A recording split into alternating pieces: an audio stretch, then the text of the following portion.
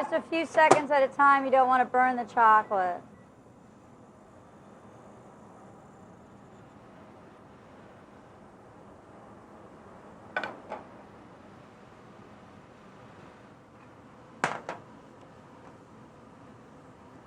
Okay. Should I pretend I'm taking it out of the microwave melted? Okay, I think our chocolate's ready.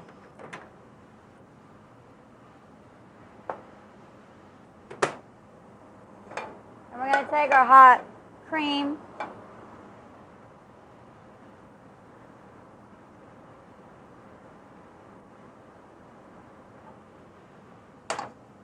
And whisk in the hot cream.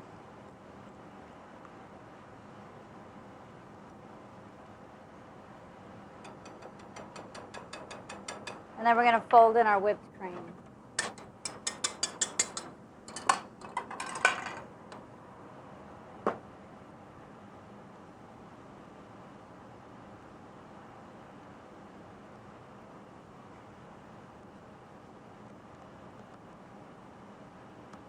Just a little cream at first.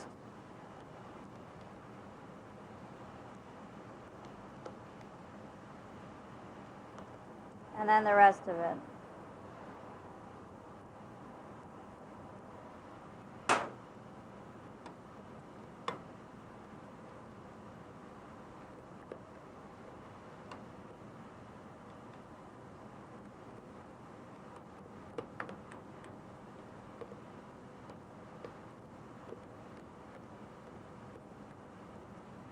Okay. The bottom of the pyramid is a combination of 6½ ounces of praline paste, a commercial product, and small flakes of pastry called pellet. Now we're going to make the praline crispy bottom. We're going to melt this white chocolate in the microwave once again. After the chocolate is melted, the praline paste also goes into the microwave.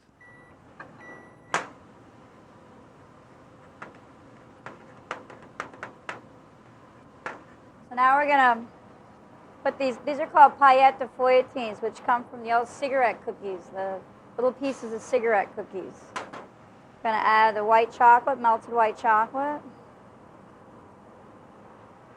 And this is praline paste, which is a specialty product.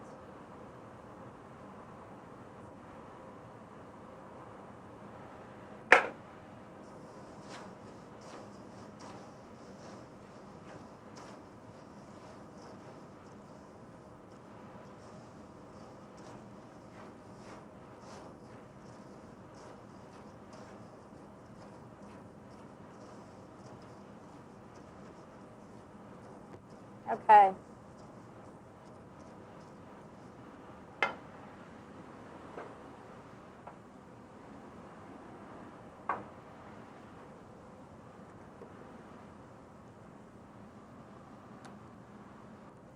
I'm going to pipe the mousse into our pyramid molds.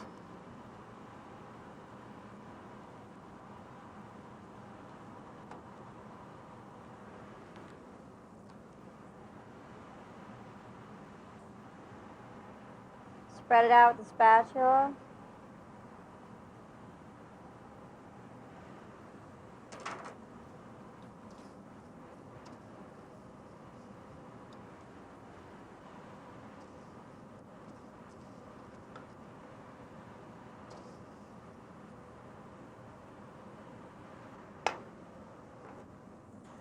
Oops. We have a problem. And I use a fork to spread it out.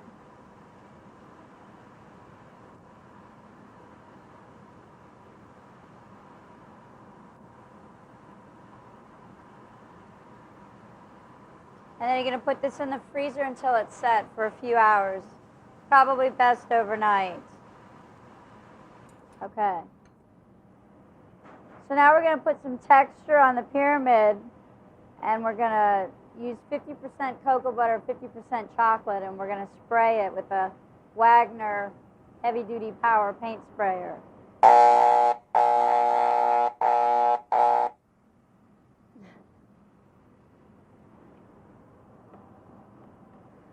Okay, now we're going to plate it up, and we have a caramel orange sauce. This is made taking sugar to caramel and adding orange juice to it.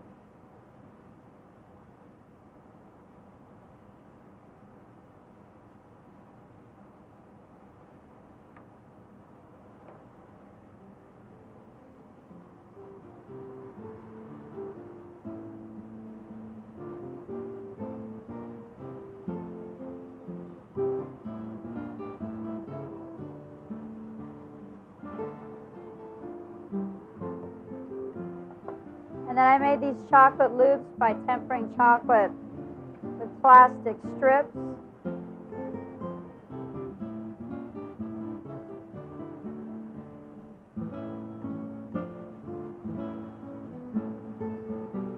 And here's the sprayed pyramid.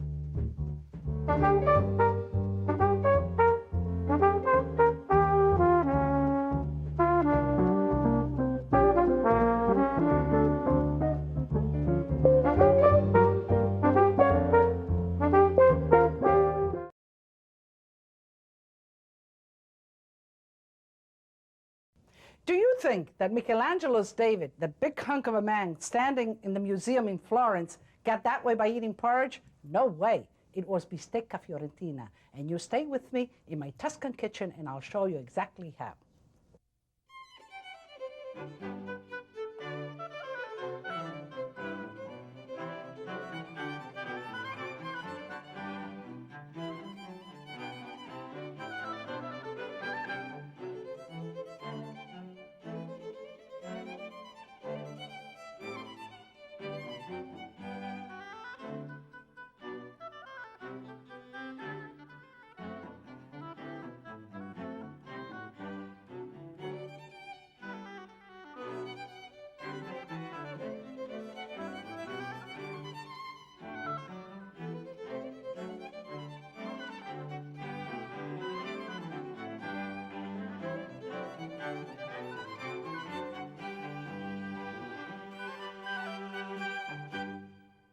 Buongiorno, benvenuti. Welcome to my mangiafagioli kitchen. Mangiafagioli, that's what the Tuscans are called. And they're called that because bean eaters, because they eat a lot of beans. And let me tell you, I would sit at any time at their table with some beans and a great bistecca fiorentina such as this. And we'll get to that, but let's start with the beans. Here I have actually soaking overnight, and I'm going to drain them now, cannellini beans. Now, cannellini beans are the beans that are used in the Tuscan cuisine an awful lot. They're wonderful because they're very soft skinned and they have a lot of pulp. So let's drain them. And when you cook beans, you don't put salt when you're cooking them. The salt gets added at the end because salt will really keep them hard. So let's put cold water. For that matter, you can put even hot water. It's not. And you put just enough water, cover them, and to cover them about an inch. I'm going to put some fresh rosemary. Rosemary is another one of those herbs that the Tuscan really use an awful lot.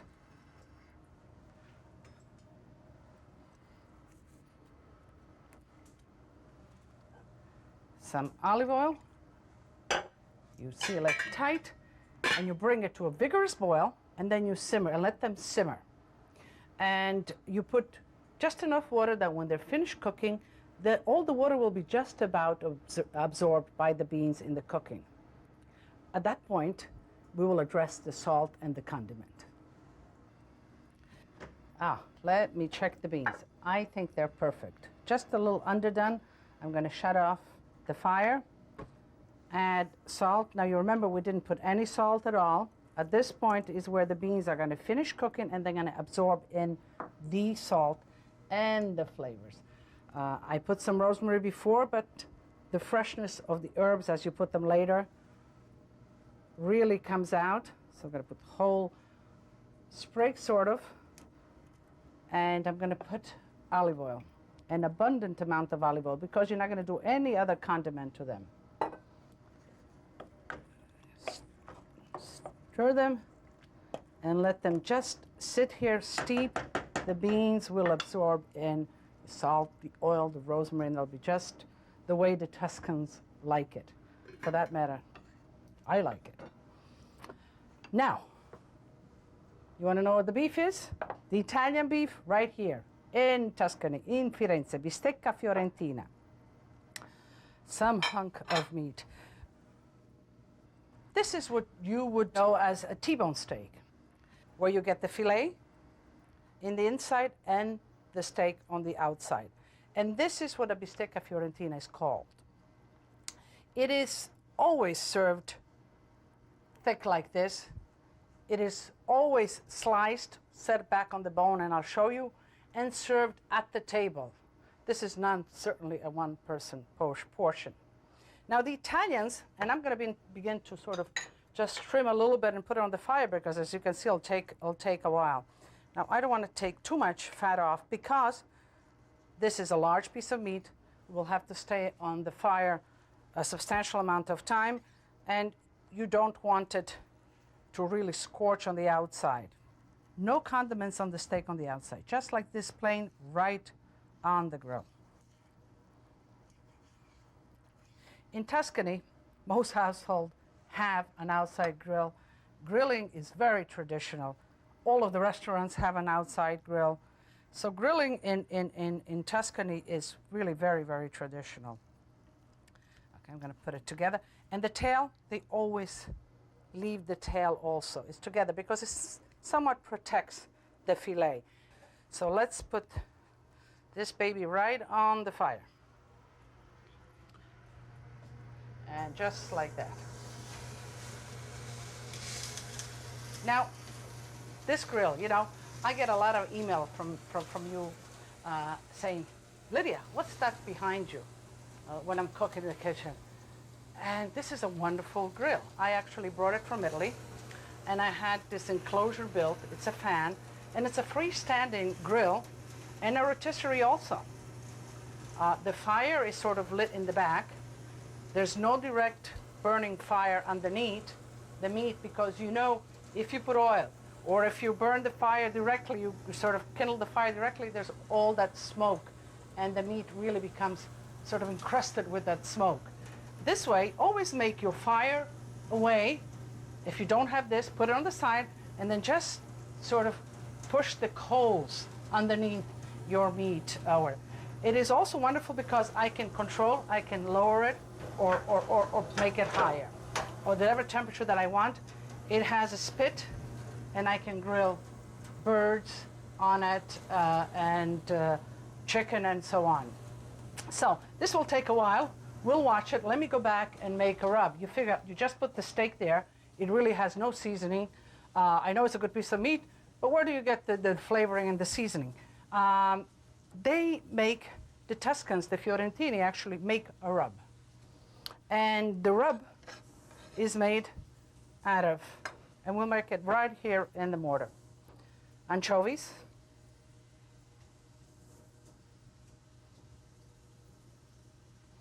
let me sort of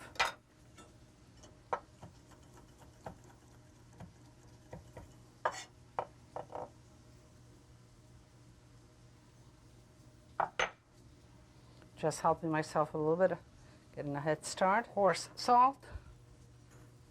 And you want the coarse salt because you want a little bit of the friction to really break everything up.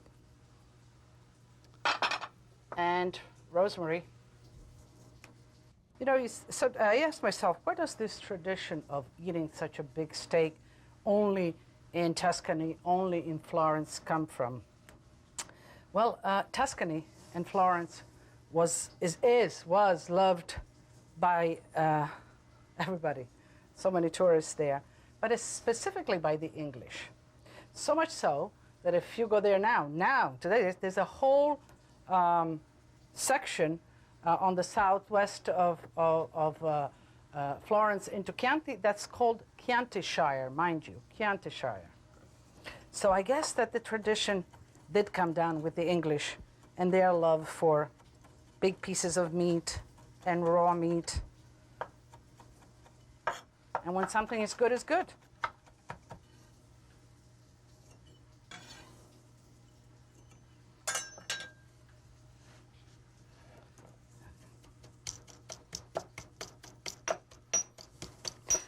You could make this in a food processor, absolutely, but I want to show you the traditional way. You can do the same thing and sort of drizzle oil slowly as you go along. We're just about ready. It's a little rough, but that's fine. You want those little specks of anchovies on the sizzling steak, and it really makes a harmony of flavors. Okay, let's put this on the side. Let me just check on the steak here.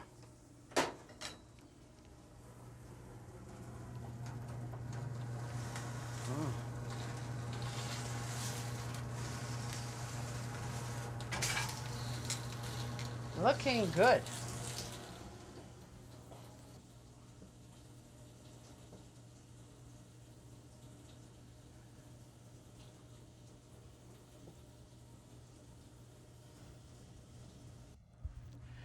This is my son, Joe. And not only he is my son, but he is my business partner, and a very good business partner at that. We run together, Felidia, Becco, Frico, and Lydia's Kansas City. About 8 years ago, right, you decided to leave Wall Street, and he says, Ma, I'm really not happy down there. And I said, what are you going to do? And he says, well, I think I'll hang around the restaurant. And I got worried there for a moment, but let me tell you, it's been a great relationship. And it's not always easy. You know, I had my apprehension. I says, gee, what am I going to be, a mom or a partner? But somehow, you know, when it comes from the heart, it comes right. And I think his strength is really wine, and he loves wine, so much so that we bought a vineyard about a year ago in Friuli, and we're going to play a little bit around with that. But Joe, what are you doing here? Well, today I thought with the luscious, juicy steak from Toscana, we would have a zippy, peppery fruit bomb Chianti Classico. Chianti Classico is made with Sangiovese grape in the zone in the hills of Chianti between Siena and Florence. And actually, Chianti was one of the many wines of Italy that, being red, there's actually white grapes in it. It's made of 10% Canaiolo traditionally.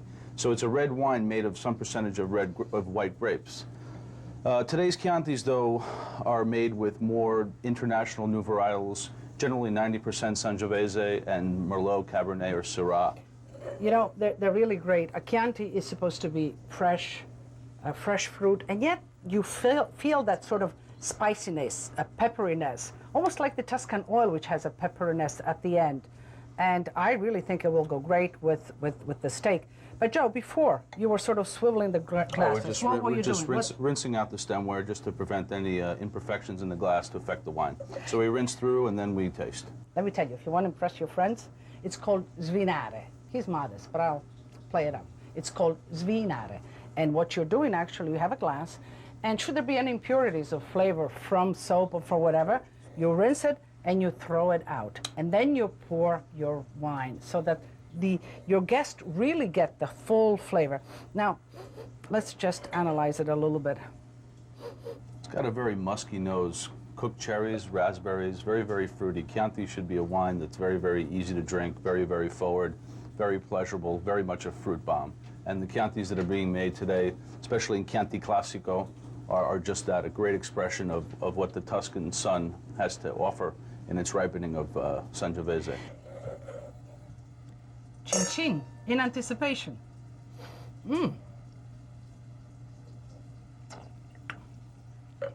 Great choice, Joe. This is going to be great, this steak.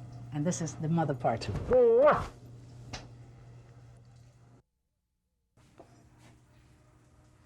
Well, we are ready for il momento grande, the grand moment. the steak should be ready. The beans have been simmering and have absorbed, have been sitting actually. We simmered before and have absorbed the oil, the salt, the rosemary flavor. And you get the sense that this is a real sort of rustic meal. I have some nice Tuscan bread here, and I'm just going to throw it on the grill, and while I cut the steak up, this will be nice and toasted. So come with me. Looks so good.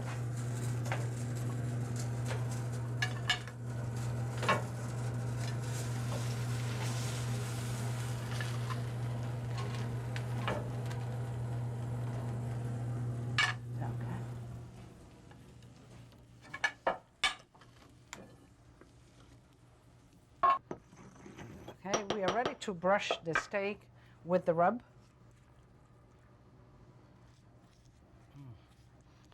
And think about that there's no salt on the steak, so a nice abundant amount, and it sort of melts right in the steak.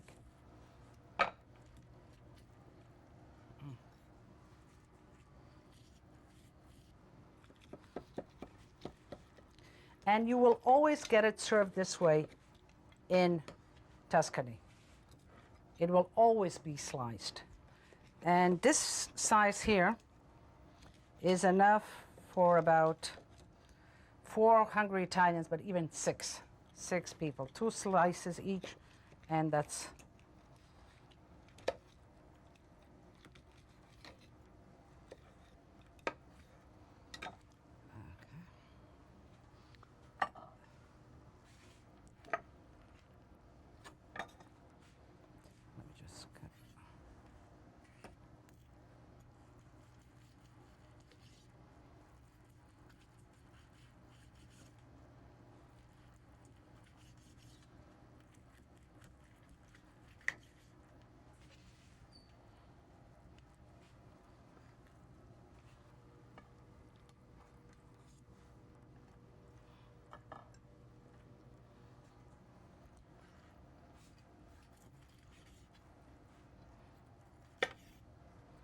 leave the tail.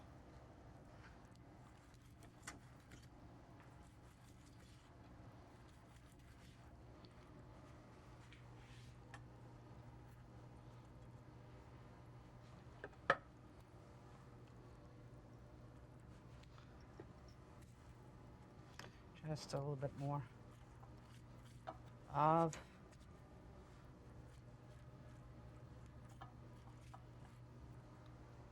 a little more olive oil.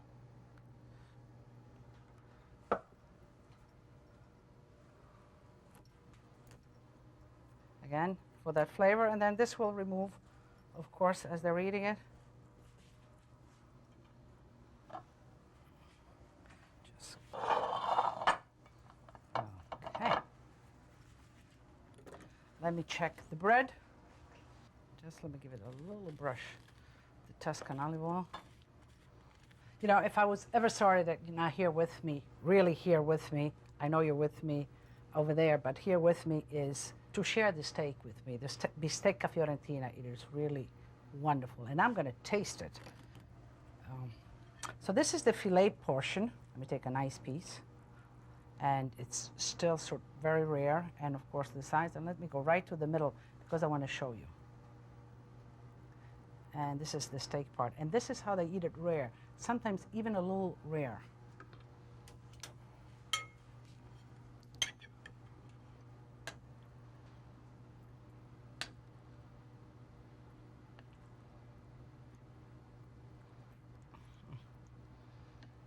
Some beans.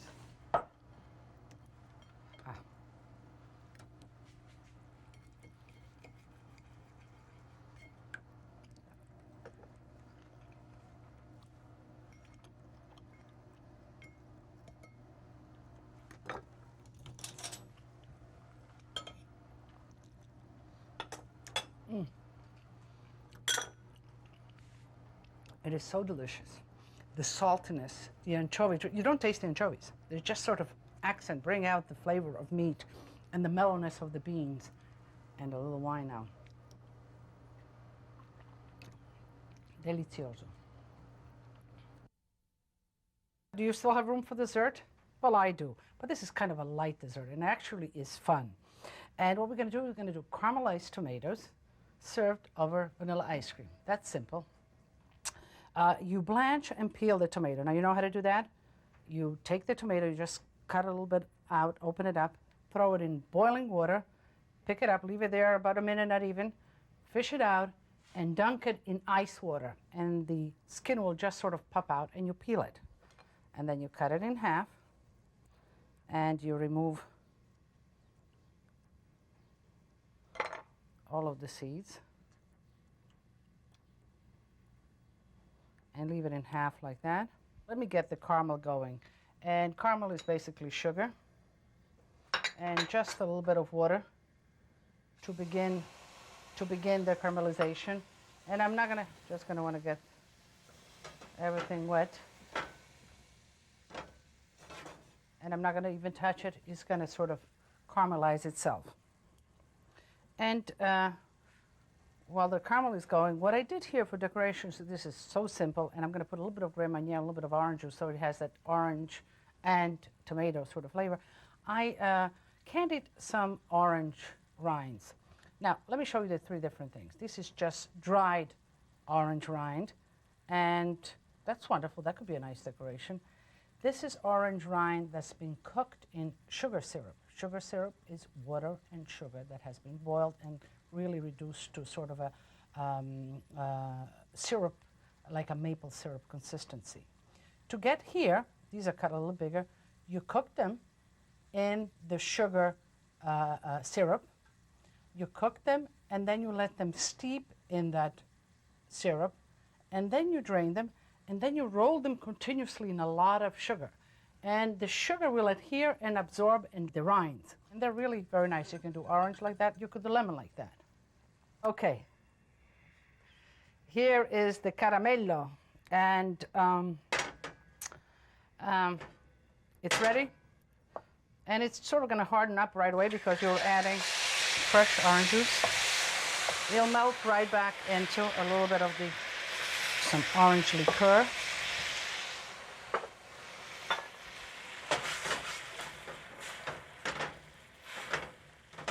And you notice I'm not using any spoons because anything you put in there will stick to it. So just sort of work it full blast. And actually, while this is sort of condensing itself, I'm going to go get the ice cream.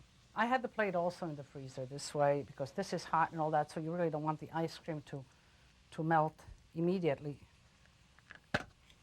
Could you do it over sorbet? It would go very good also with a nice lemon sorbet if it's really hot in the summer.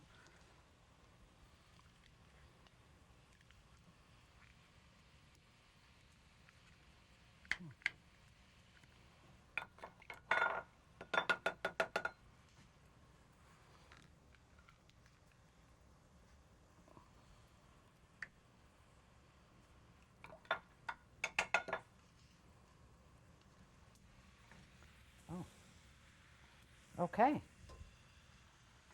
This is a little overcooked, but that's perfect. I'm just going to... I really don't want the tomatoes to cook. They're going to be cooked by the intense temperature of the syrup itself. So by the time I'm finished with the ice cream, it's going to be perfect. I want you right there.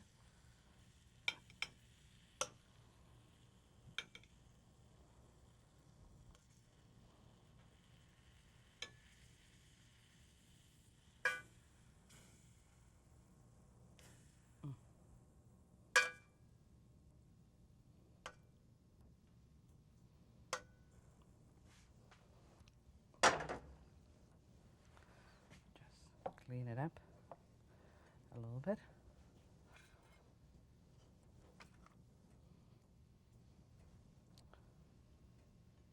A little bit of mint. You would never think of put this combination together, would you? Well, it really goes very well together. It's a wonderful harmony. It's the creaminess, the sweetness, the intensity of caramel, the tartness of, and the unexpected flavor of tomato in a sweet context. So, let me taste some.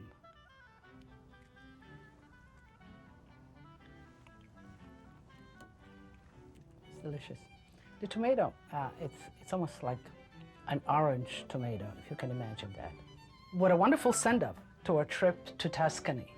So as we say at my house, tutti a tavola a mangiare, una tavolata toscana. Today, it's a Tuscan table at my home, so please come in.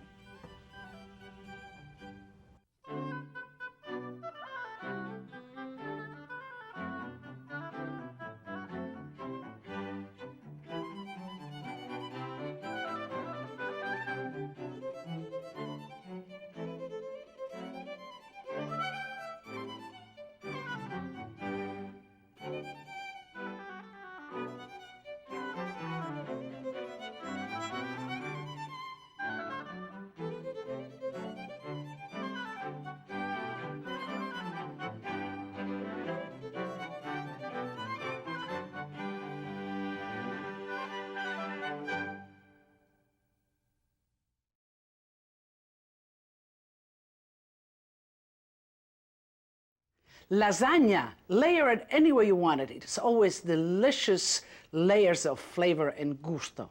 My mother made it for me, pasticciata lasagna. I made it for my children. And now, 3 generations make it for the 4th, for the grandchildren. So stay tuned.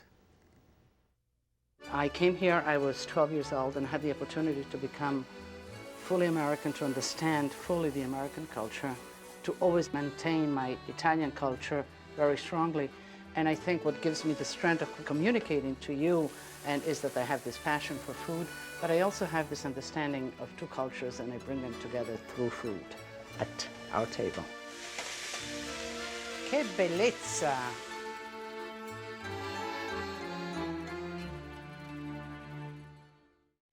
Buongiorno, benvenuti. And today we're going to make lasagna. Lasagna. You know, I like to share with you every aspect of food that I know, at least. But I myself am interested in where foods, certain foods or certain names or certain dishes originated, about the chemistry of food, about the history, about the folklore. It's so wonderful because food is culture and food reflects the needs and the pleasures of the people that enjoy it and eat it. Lasagna, that name. In my readings, at least, I can trace it back to the Romans and lasagnum. The Romans made a pasta, a fresh pasta, and cut it in strips, like ribbons, or what we know now, pappardelle, we call them pappardelle. They were called lasagnum, and they would eat them dressed with honey and different spices. So I guess the smoothness and the width of the pasta translated into this wonderful dish. I'm going to begin with making the sugo. Sugo means sauce. And it's basically a nice savory meat sauce. So I have some onions here already wilting. And you want them really consumed. I'm going to add some garlic. And I'm making a little space in the center here where I'm going to put the garlic. Because if I throw the garlic right into the onion has already a lot of moisture and the garlic will really not cook or brown, and I do want it to actually get golden. While this is cooking, we'll prepare the meat. Now, traditionally, el sugo was made basically with all pork meat. Here I have some beef and some pork. I've chopped some of it.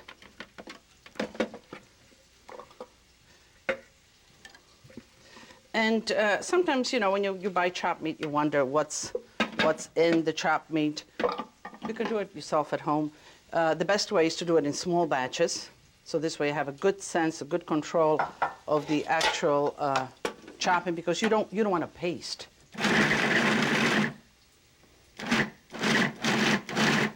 So you pulsate it.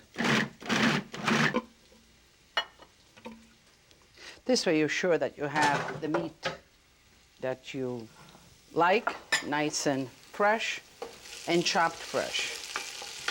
Let me put the bones in. Of course, what adds a lot of flavor is always bones. So you can get yourself a nice piece of pork shoulder or whatever, or the neck, and take the meat out of it and use the bones for flavoring. I'm going to add the chopped meat.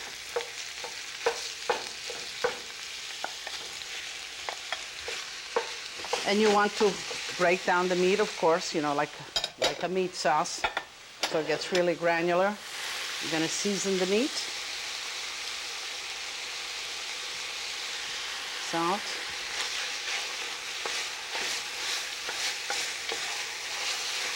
Let me just, this is caramelizing. What's important when you cook sauces or meat is that you get all that water from the meat out. And that you hear the crackling.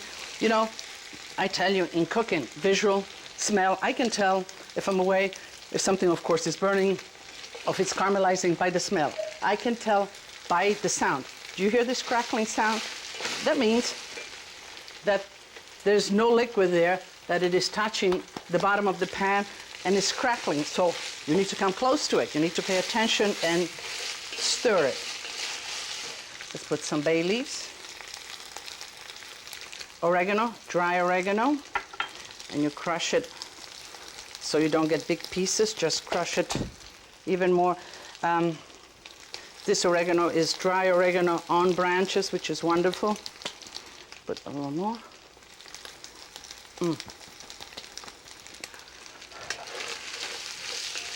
I put a little bit of white wine just to deglaze everything, to add some acidity and some flavor. And also wine is very good. It sort of helps to break down the fabric of the meat, tenderize the meat in a sense. But when you add wine, what you want is all the alcohol to evaporate before you put in the next liquid. Here I have peeled tomatoes in a can. They're perfectly fine. I can't stress enough that if you have wonderful ripe plum tomatoes in season, they're the best. But if you don't have that, a good canned tomato, plum tomato, is better than a not good or not in season or not ripe fresh tomato.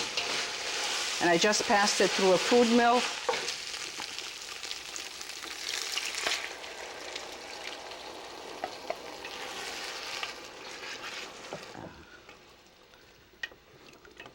And of course you pick it up full speed. To this I'm going to add this is perfect, tomato paste. And I caramelize a lot of time the tomato paste, but traditionally in Campania around Naples, they put the tomato paste straight in. I'm going to add some pepperoncino, maybe some pepper and pepperoncino I'll add.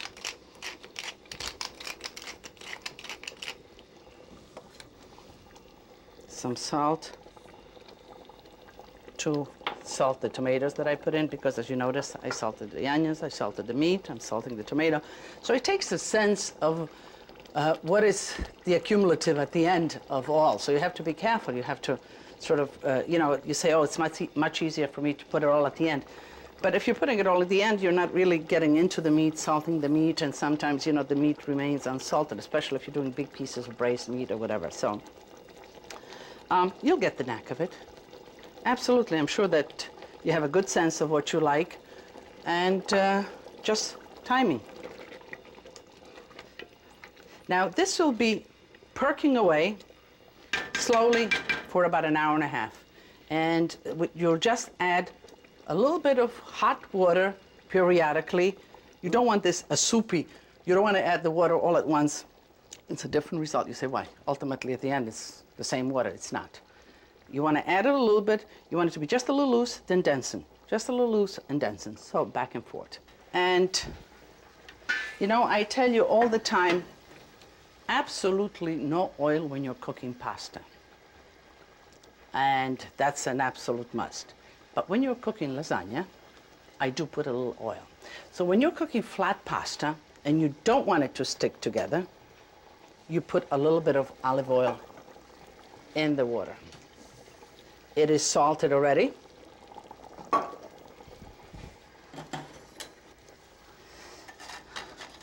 and you put a few at a time and give them a chance to absorb the water, begin to cook and become pliable. Because if you begin to mix now, you will crack them. And in the first 5-10 minutes of cooking, it's important that you get back to it and mix it. Once it begins to have a roll, the water begins to have a roll, then you're more comfortable with it.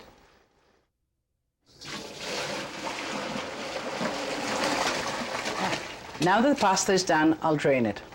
Okay. This batch is cooked. You know, to make a good lasagna, you need substantial amount of pasta. So cook it in batches and have a bowl of iced water and just cool them off right in there. You layer it between layers of damp kitchen towels. Just chill it and set it out, and you're going to be ready to proceed. This way it won't stick. It'll be nice and dry. It'll be humid, wet, cooked, soft, but not wet, wet, dripping wet like this, because you will dilute your whole lasagna. Layers are going to be of ricotta, layers of mozzarella, and layers of the sugo. Drain the ricotta. We don't want the water. We're trying to, you see, there's the pattern here.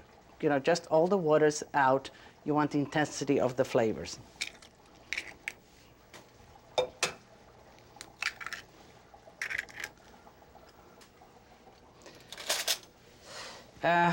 One of the best lasagnas, I mean, I had in Italy great lasagnas. We made it at home. I make it in the restaurant. But Fortunato Nicotra, who is a chef, my chef now at Filadia, was born in Sicily, grew up and got his culinary training in Piemonte, so he has sort of the south and the north. Wonderful, very talented young man, makes a mean lasagna, the best. Okay, so here I whipped, put the ricotta right in there. Simple, nothing else. I won't even put any salt, because we'll add Parmigiano Reggiano, and Parmigiano has, you know, it's very savory. It'll be enough to season.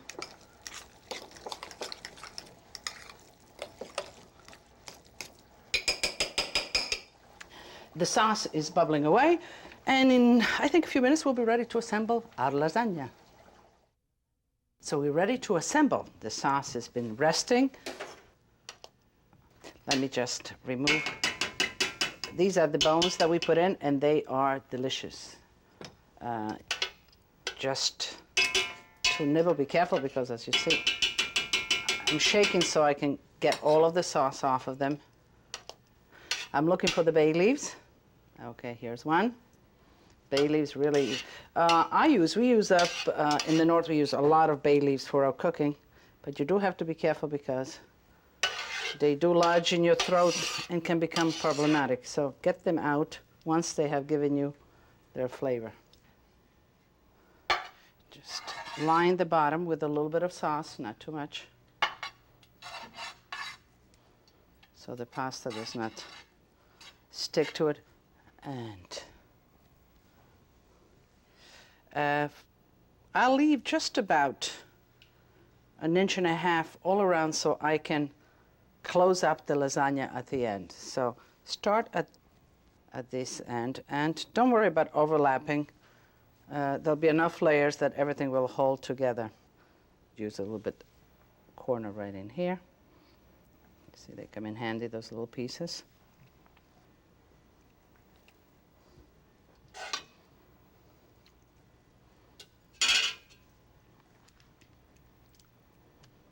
And this is Parmigiano. A lot of Parmigiano. I'm going to put the pasta. Do you know, we need to close the pasta on the other side now. Let's put it like this so I can flip it over on the other side.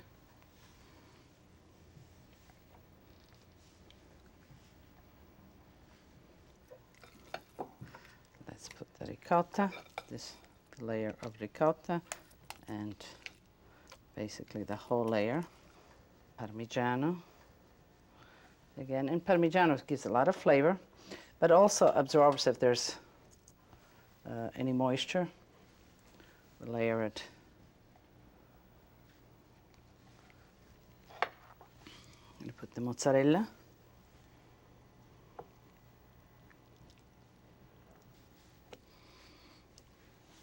All the pieces. I'm going to just drizzle a little bit of the sauce.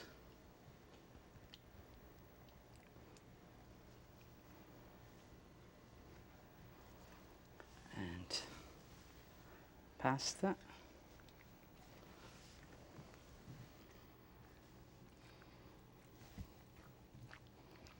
Great.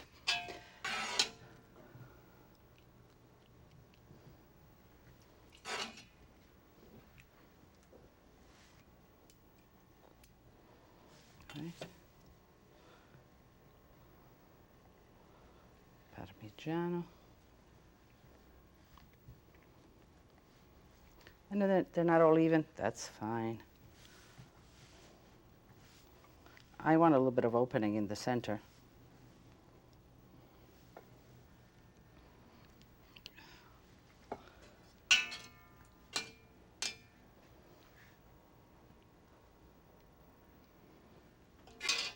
Tap it off with Parmigiano. You have a preheated oven at about 350, and for about 40 minutes. You'll uncover it in the last 20 minutes so that the top gets nice and brown. When you put this on, don't put it tight because it bubbles and then it sticks to it. So create like a little dome, and you put it in the oven for 40 minutes. Caesar salad. Caesar salad really has nothing to do with Italian culture, but it is a favorite salad in the Italian-American culture. Romaine lettuce, nice romaine lettuce. Whatever you make a salad, look for the young ones, and the crunchy ones. Keep them nice and chilled in the refrigerator until you're ready to go.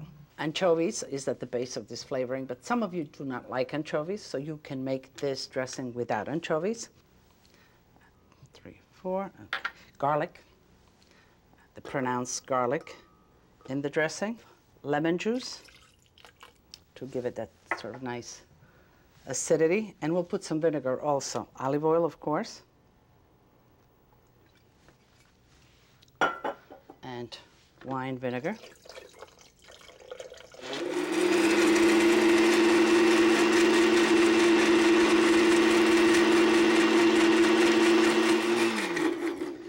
I'm actually looking on the sides to see that all the anchovies and the garlic are really sort of dissipated, broken up. We'll add some mustard. A few drops of Worcestershire sauce. You can tell it's not Italian. And this salad is usually dressed, you've seen it at restaurant done in front of you, where the egg is cuddled and then added to it. I found that more people like it and feel comfortable in cooking the egg yolk and then just adding it directly to the dressing, just the egg yolk. And that will sort of really become part of the dressing and emulsify the dressing.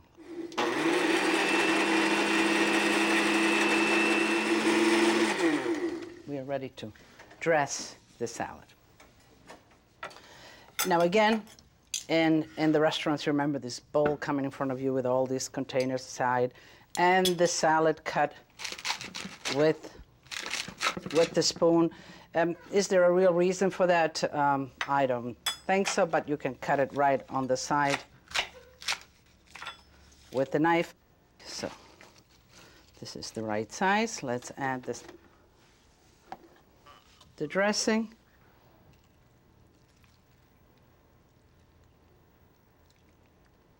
And as you can see, the dressing, I like the dressing. I don't like it too dense because then the cheese will tighten it up. Actually, I like it a little liquid where the cheese absorbs it. I always do add a little bit of olive oil at the end, touch of vinegar, lots of fresh pepper,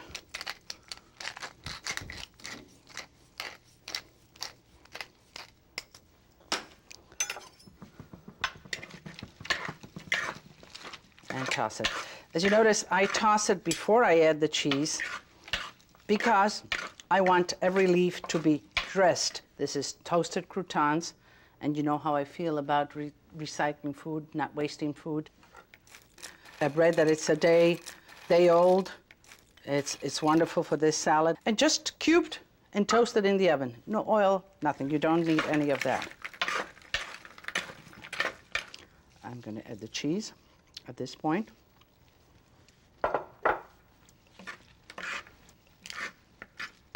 You see, now it adheres to the leaves because the leaves have been all coated. Otherwise, you would have little lumps of cheese and sauce. I like a substantial amount of cheese. I like all my leaves to be coated.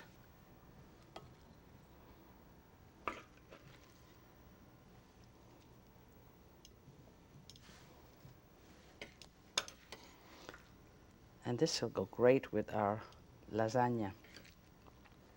And the Caesar salad is finished. It is dressed, it really is completely dressed, and yet it is crispy and it is fresh. It is not soaking in the sauce. The cheese, the Parmigiano, has adhered to each leaf, sort of absorbing some of the sauce, adding to the complexity, and the croutons are crunchy pieces in between all of that. So it's a sort of a wonderful blend of flavors, freshness, and textures. And it is wonderful. Let me taste the little piece. Oh, that's a big piece.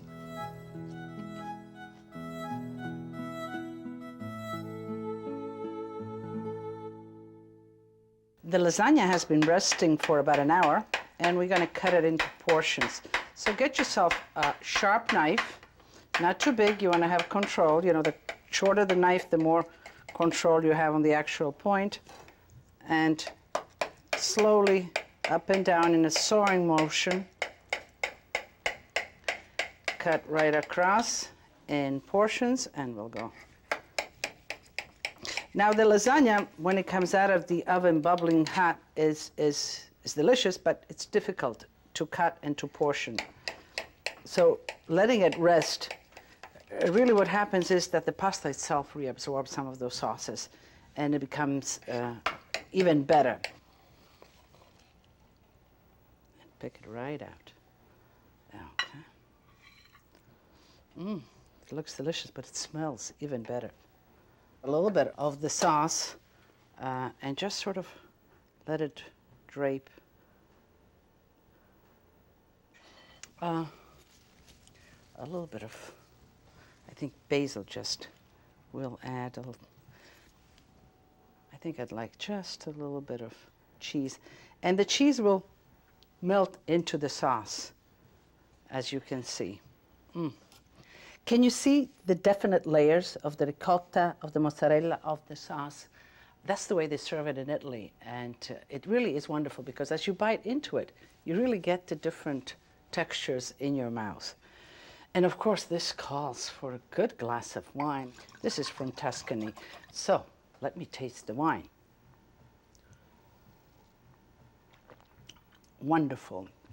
A lot of complexity in the wine, a lot of complexity in this lasagna. So let's have a feast, una festa. And as we say at my house, tutti a tavola a mangiare.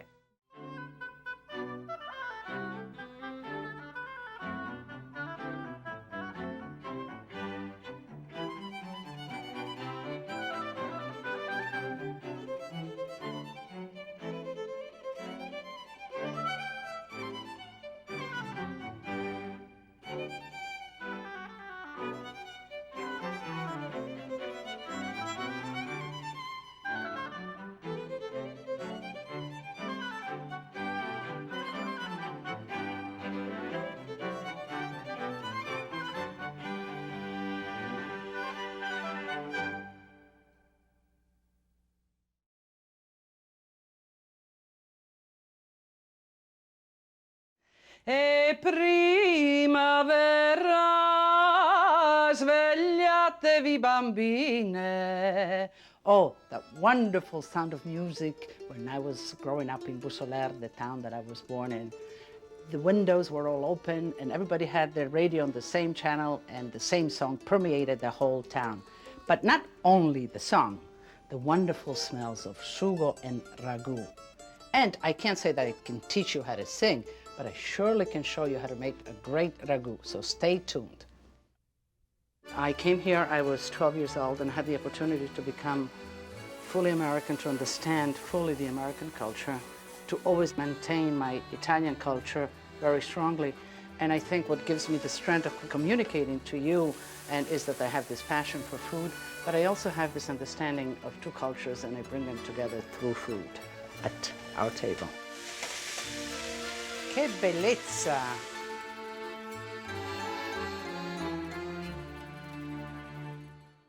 Buongiorno. It's Sunday morning and you're stretching in bed, you're waking up.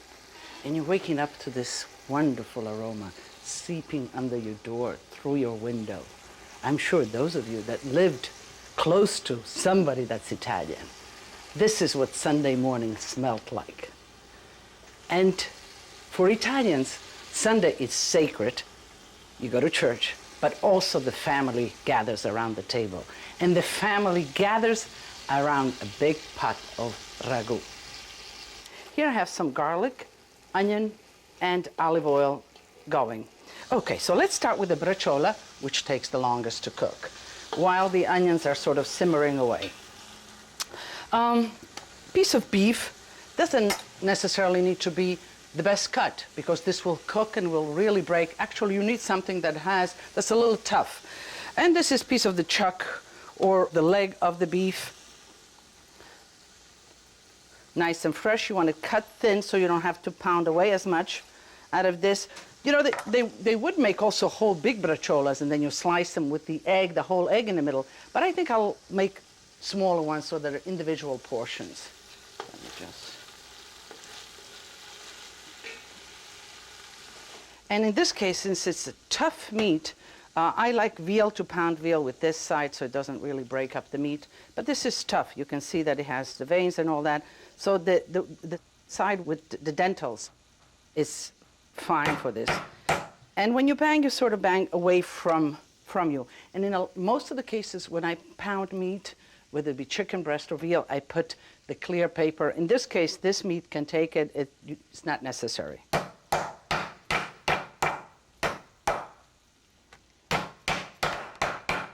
Okay, these are two nice bracciola will come out of that. Let's start with the stuffing of bracciola. And, you know, stuffings and cooking, a lot of things are personal. A lot of the recipes call for breadcrumbs. I like putting in day-old bread soaked in milk, sort of straining it very well, because it really leaves the filling very moist. If you put breadcrumbs, sometimes the breadcrumbs take the juice from the meat and becomes a little dry. So milk, bread soaked with milk really remains, it's flavorful and it remains nice and soft in the center. Okay. Okay. To this, I'll add some parsley, some raisin, and you can dark raisin or golden raisin, some pinoli nuts toasted. Toast them first just in a pan to bring out the oils and the flavoring.